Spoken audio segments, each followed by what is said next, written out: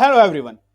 Welcome to Digital Marketing Gyan, the podcast where we keep on sharing some of the informative tools, techniques, case studies and latest updates in digital marketing domain. I'm your host Prince Kumar and our guest for today is Alex Moll. Alex is currently working as the director to the Moon Digital. Alex has helped clients to create millions of dollars in sales and lead generation in the coaching space. He also hosts a podcast called Coaches to the Moon, discussing the business of coaching and marketing. Today, we will help us understand on the best practices to get clients from social media for your coaching or consultant business. Hi Alex, happy to have you on our show. Prince Kumar, it's very, very lovely to be here, my friend. Thank you. Let us start with a brief about your corporate journey. So, can you help us about where all you have worked upon and how did your interest came into this? I wasn't always planning on getting into this space, but I was always running my own businesses on the side. I was working in hospitality for a long time as a chef and then in the front of house with wine and bartending. And that led me to making a bunch of food, and health videos on the internet. Okay. And so I was making all these videos, and then I realized that people were following me to ask me for healthy eating tips and weight loss tips. So I actually started a health and nutrition coaching business on the side of my chefing work. And through that, I didn't really know what I was doing, but I enjoyed making the content, and I was quite good at building a following and getting fans. So I actually hired a coach myself to teach me to do the marketing and business side of it. And so this company in Melbourne, in Australia, they helped me to learn how to actually generate leads with a structure, how to build Facebook ads, how to build landing pages, do email marketing, and sell on the phone and deliver programs. And so I actually had that business for about 5 years, and it was fine. I was making a living from it. And then in 2020, very early, like January 2020, I learned that we had twin babies on the way. Okay, so I knew we were expecting one, but I was told we were going to have two.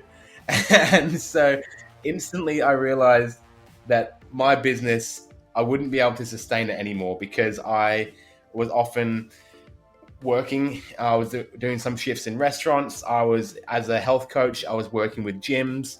I would do cooking demonstrations. Sometimes people would pay me to go and cook for their event. And I couldn't do all that stuff. So I had to work solely on the internet.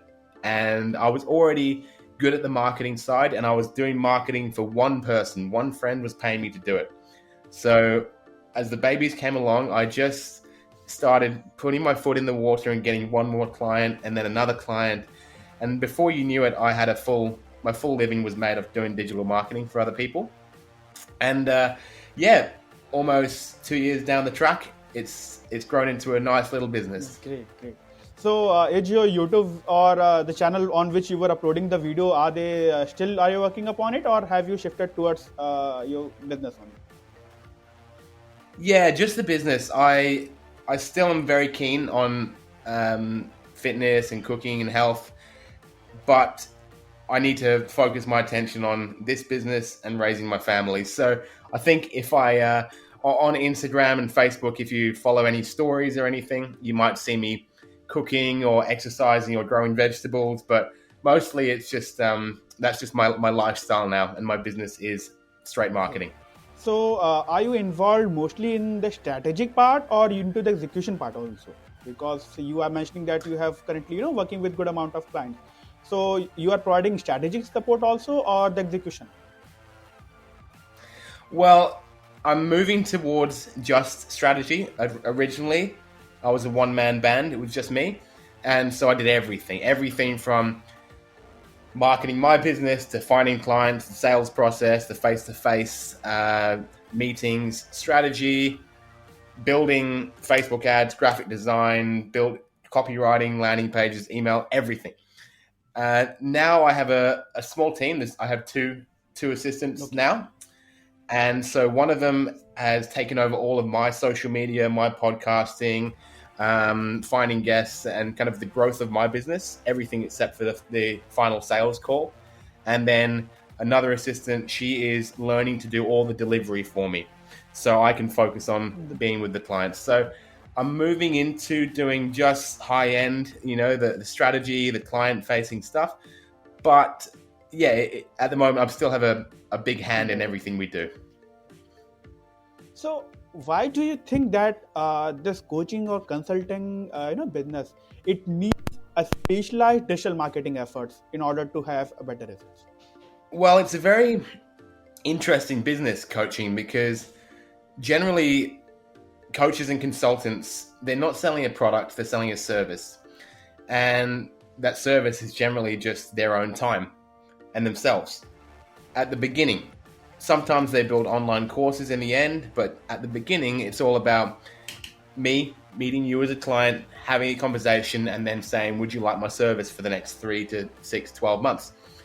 And so the entire game is really about building trust in the coach, building trust in their personal brand, and showing potential clients that they can deliver value for free, so that when these people get in a conversation with the coach or the consultant, they realize that in a paid capacity, there's going to be a lot more value there. So the whole game is generating appointments, really. It's to be able to get that coach in front of as many qualified leads as possible.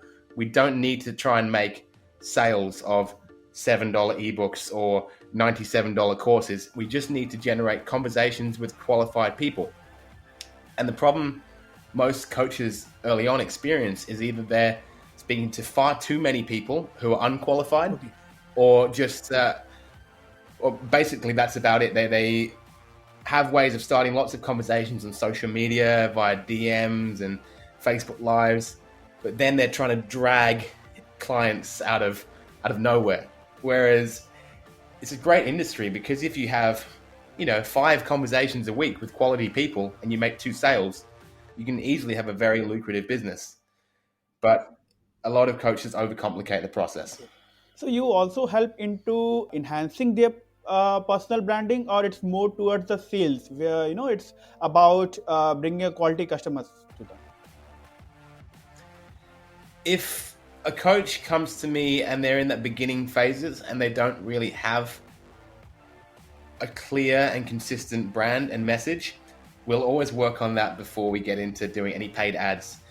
Because the problem is, mate, that if we run the best ad in the world that brings lots of leads to your business, but then they come to your page or they come to your funnel or they meet you via Zoom or in person, and you don't have a clear message, or you don't have a clear brand, or you don't have the sales skills or the delivery skills to work with these leads, then there's no point running the ads. It's just throwing money away. So yeah, the main thing, I don't care how many followers someone has, or how many YouTube videos they post every week. It's mostly, do they have a clear message? And if I come to your page, can I tell who you are and what kind of service you deliver? It is great if they have a decent amount of followers, just to make them look legitimate, but it doesn't have to be thousands. Hundreds is fine, but if we run a Facebook ad back to your page and it comes back and you have 17 likes, then maybe we're not going to be as trustworthy. So yeah, we'll do our best to build the brand both organically and paid until they're ready to run paid ads. For the coaching businesses, what are the prominent social media platforms that you consider based on their performance to reach their TG? It's a very interesting question, because I think it's not so much about which platform the coach is on, it's about where's their audience. And I think that, for example, if you are a coach in the health space and you're selling lots of products that are more spiritual or health and nutrition based, we think about, where are these customers? They're on Instagram, they're scrolling through, they're looking for healthy recipes, they're on YouTube, searching how to make a poke bowl, how to make acai bowls, how to improve my gut health. And if they're on Instagram, they're generally on Facebook. So it's more that side of things that more pop culture, more kind of social side. However, if you're selling to business owners and businesses and more corporate like consultants, LinkedIn is a great place to be. Email marketing is a great place to be. And so you've got to just think about where your customers are. Currently, I've got a few different clients across lots of platforms. Most of my white collar corporate consultants and coaches all on LinkedIn and a lot of email marketing. So we actually do a lot of cold email outreach in a very ethical and personal way to reach people straight to their inbox because we know they check their emails. However, if I'm working with people who are more in that spiritual space and they're talking more about the law of attraction or meditation, then we'll always go on Facebook and Instagram. So I think that question really depends on where do you think your audience is. Now since we have discussed about the platform, can you also help us understand like what type of content works better? Like if there are kind of video content that works better, or it can be a kind of blog or a kind of the other type of content that we generate. Yeah, I think once again, it's kind of customizable depending on what your strengths are. You're clearly really good at this podcasting game, and so you're great at having conversations with people. So that's where you should stick. If, for example, someone tells you, if I come on here and say a coach must write a daily blog, but the person isn't very good at writing, then it's going to actually dilute how good they look as a coach. So I think definitely to capture attention, you're better off with videos and images. However, you don't need to be a video editor, a professional video maker to have a good video. I think if you can do a Facebook or Instagram live video that is concise and gets to the point easily and gives some actual tangible value, then that's going to be great. I think a mixture is always good. So the three things we do in my company to capture attention mostly is we make daily videos from our podcasts. So we run a podcast every week and we make daily videos. That is kind of leveraging 2-in-1. And that's really easy for us. We also then take quotes from the podcast, transcribe them and make them into blog posts. And we also make them into images with quotes. So if we were having a conversation and you say something that is fantastic, I'll take your knowledge and post it as a blog on my page. And so I think leveraging other people's knowledge is really, really good. So stick to what you're good at the top end. Think about what captures attention, but also the more you do of anything, the better you'll get. So once again on the platform as well, if you're on Instagram and Facebook, video is great. If you're on LinkedIn, people love a 1-minute article to read. YouTube, obviously great videos, but to be honest, I don't have the time to make YouTube videos that are quality enough to get followed. I just kind of live stream on there. But if that's your game and you love it, people can tell with a coach where their passion is. So I think just don't try and be something that you're not. So if you are confident into a blog, then go for that. So it should not be any specific. If you are good at video, then only go for it, rather than just assuming that your audience will like it and you are not confident into it. That will not work in any way. That's completely right. But another tip I learned that was really cool, which actually inspired me to make content across multiple platforms, was someone saying, if my ideal customer is on LinkedIn and they say, oh, I like Alex's content, I like this digital marketing podcast, I shouldn't have to go across to Instagram to find him. I should be able to see him here, because otherwise my attention goes away and I see a cool video of a dog and I go and follow that.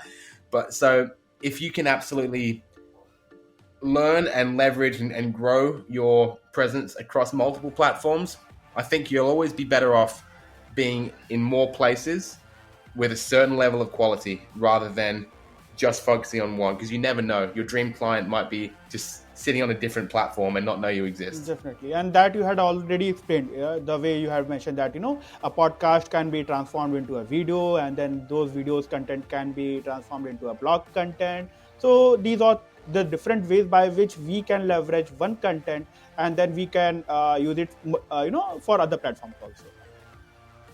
Absolutely. Smart marketing, smart content. So what are the best practices that you would recommend to get clients in this business from social media? Yeah, sure. Big question, but good question. I think the main thing to look at is if you're going to a cold audience, and I'm gonna assume everyone is going from a cold audience. They don't have a bunch of followers. That's fine. The first thing you need to do is build the top of your funnel. The funnel being, the system that takes people from not knowing who you are to being a buying customer. And if we imagine a funnel or an upside down triangle up the top there, that's the line of people who don't know who you are. They're a cold audience. How do we move them into that first little space there so they understand that you exist and you're in their network? And the best way of doing that, well, in an organic space, is by posting great content that is tangible. But I do paid marketing. So the best thing to do is to come up with a really simple, tangible lead magnet. Lead magnet being a free resource you can give away to people just to capture their data, to capture their attention and know they're in the right audience. So we're in the digital marketing space, for example. If you wanted to teach someone how to get into digital marketing, you might, or in the podcast business, you might say the 10-step cheat sheet to start a top 100 podcast. If people are interested in starting that podcast, then they're going to download that straight away. And you know that person maybe has some flicker of interest in what you do, okay? They're in the funnel. First thing you need to do is top end. Decide what kind of resource you're going to get people to download. And then you follow them up however you think is best. And there's a few ways of doing that. As a coach, you're a personal brand. And so I am a really big fan of, once we have someone's information, putting them on an email list and sending them short, sharp emails that feel like they're coming from you personally every time. They don't feel like they're on a list. They're not big, long newsletters with lots of pictures. It's literally, hey Kumar, how you doing today, mate? Just wondering, are you still looking to start a podcast? Let me know. That sort of thing. Short emails or a quick story or something that, creates some emotion. Moving them down like that, and if you get a response from someone, you know that they're interested, okay? So, and it's just about moving them further down that little list until the point where when you say, if you like this, if you love this content and you actually want some help with this, you can actually have a conversation with me for free.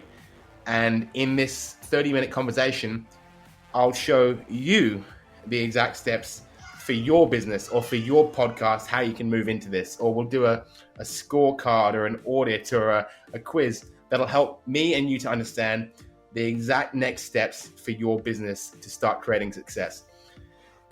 And when you give people those, real results, tangible results, not just saying we'll have a consultation or we'll have a strategy call.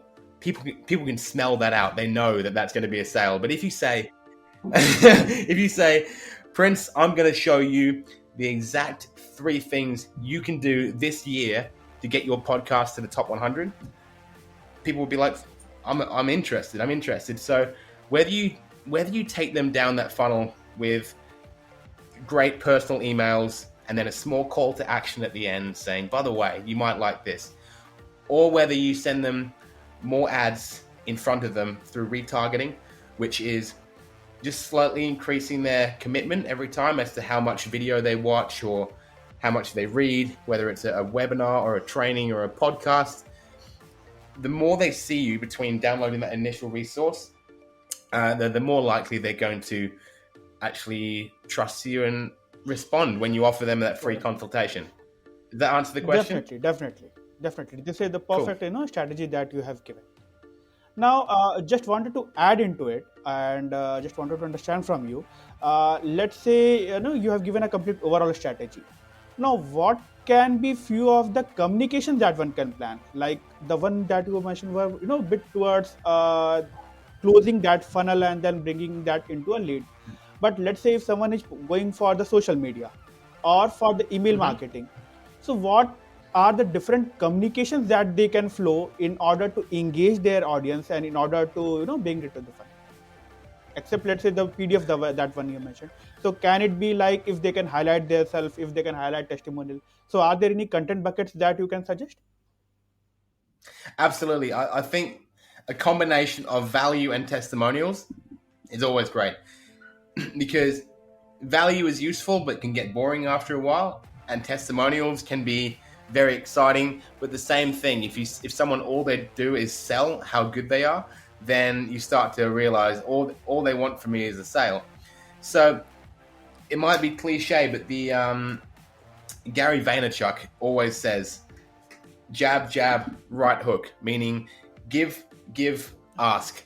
And so the way we try and do it, and the way I recommend coaches do it, if they're doing this with a paid audience or an organic audience, is try and pick 2 or 3 topics that you're really good at, really, really good at for yourself: digital marketing, lead generation, building a podcast, and talk about them every single day, but make your content similar to how you would design your initial lead magnet. So with and it sounds really simple and overdone, but it's because it works.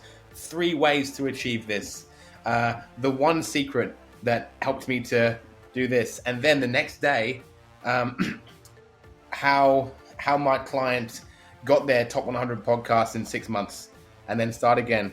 And so video, photo, testimonial, video, photo, testimonial, over and over again. And some of the most successful organic coaches I know, who don't do any ads at all, talk about 2 or 3 things, but they do it every day. So as their audience grows, they see it. So I have a good friend called Zach, and this guy doesn't spend any money on ads.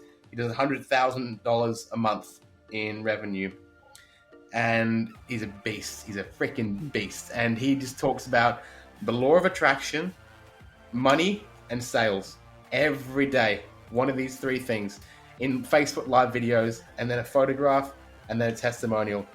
And these days, I think there's nothing more powerful than a testimonial that is a screenshot from a text message or an email or a Facebook message, because it looks so organic and not staged and beautiful. So yeah, for a coach, get your face out there. Don't hide behind the camera. People want to meet you. Get your voice out there if you can be confident on camera, so that when people meet you in person, for that sales situation, they trust you. So yeah, I think if you're comfortable, get your family out there a little bit, or your personal life, just enough, just so people know that you're a great person. I personally, I love to post about my daughters and my family, and so when I do, people trust me a little more. This guy's a dad. Amazing. And I think so. This image was on your LinkedIn profile also, and everywhere where I was able to see it. And that's because I am my own brand, and so if I hide behind pretending to be someone else, then it's never going to work. So first and foremost, your content must be authentic as a coach. It must be you, because if someone thinks you're one person and then they meet you and they start working with you and you're someone else, then you haven't helped anyone. So definitely focus on what you're good at. Focus on 2 or 3 things. Don't try to be too diverse. Just be yourself, because at the end of the day, if you can't be yourself and you pretend, then your business will never work in the long term anyway. You might get a few clients short term, but long term, you're gonna fail. Definitely, very rightly said. And the one point that you were mentioning in the starting, I think so. That is the thing that even I also like. That rather than just having a simple topic, it should be something engaging that the audience feel enticing in order to click upon it, or in order to read more about it.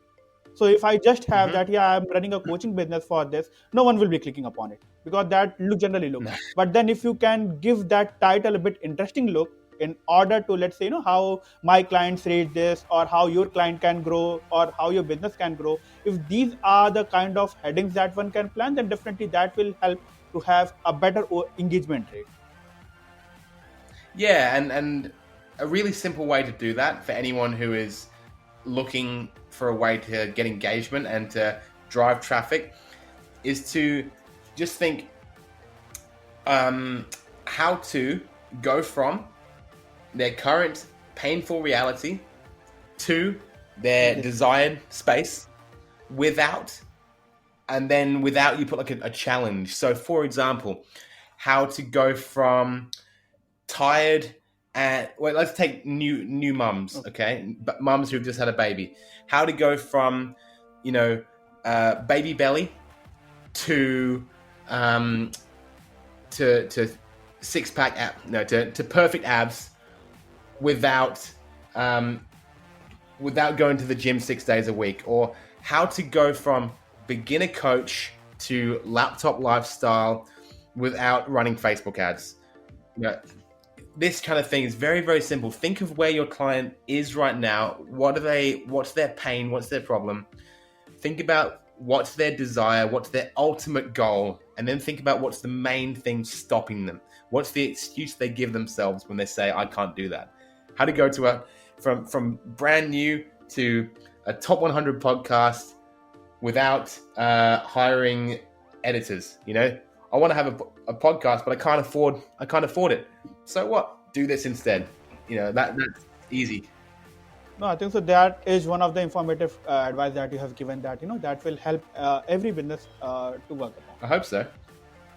Any last piece of advice that you would like to give to the coaching businesses on how they can leverage the power of social media for their brand? Yeah, I think the main thing to remember with coaching and social media is that we're all competing in a big market against people with bigger budgets, bigger audiences, and bigger sales teams and everything. So if you're a one-man, one-woman band out there by yourself, I think the best thing you can do is to try and go a level down with your niche, with your demographic. So if you say you're a business coach, you're dealing with everyone. You're dealing with everyone from Tony Robbins to Grant Cardone, and you're against them. Why would people hire your program for $3,000 when they can buy it for $47 from Tony Robbins?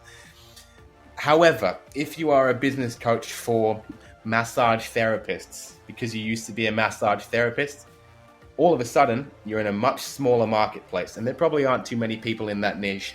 If you're a health coach or a fitness coach for men, goodness me, you're in trouble. But if you're a fitness coach for construction workers who are tired at the end of the day, then goodness me, again, when a construction worker sees that and he thinks, that's me, then suddenly you have an audience, and then it makes it so much simpler to make content, to make ads, to make campaigns, videos, when you're just niched down that little bit more. And we call that a blue ocean, red ocean strategy. And so that metaphor is a bit crude because it means that the clients are fish, and if they're all swimming around in the ocean and there's too many sharks or businesses feeding on them, there's going to be a lot of blood in the water. You're in a red ocean.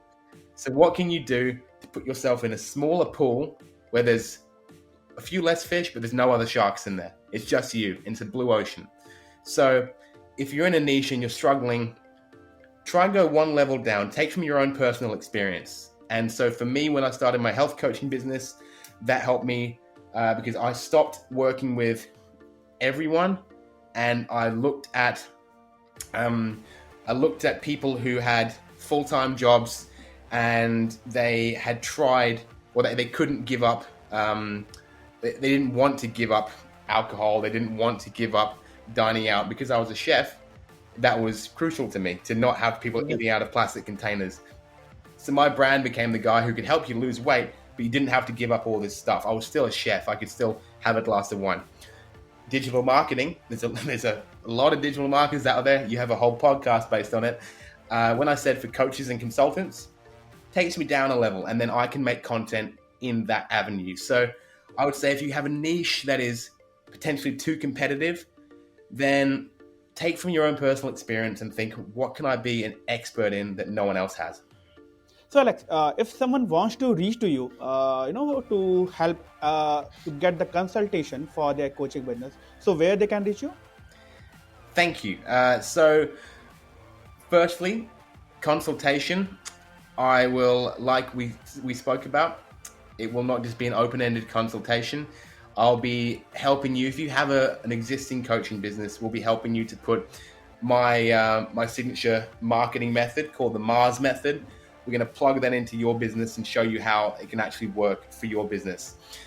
Okay. So you can find us at To The Moon Digital on Facebook, on Instagram, To The Moon Digital, or tothemoondigital.com.au. And that's our websites and social media. I'm also on LinkedIn. If you're in that corporate space consulting, just Alex Morris on LinkedIn. And I've always got the same branding, spaceships and me with a couple of baby girls. And so, yeah, I'm pretty easy to find. And I'm doing my best to build a YouTube channel, but that's a difficult thing to commit a lot of time to. So maybe you'll see me there one day. Great, great, great. So, with this, we have come to the end of today's episode. It was great having you, Alex, for this thoughtful discussion, and I'm sure my audience would have framed many actionable points from our discussion. Thank you once again, and looking forward to have you again on our show. It was an absolute pleasure. Thank you so much for having me.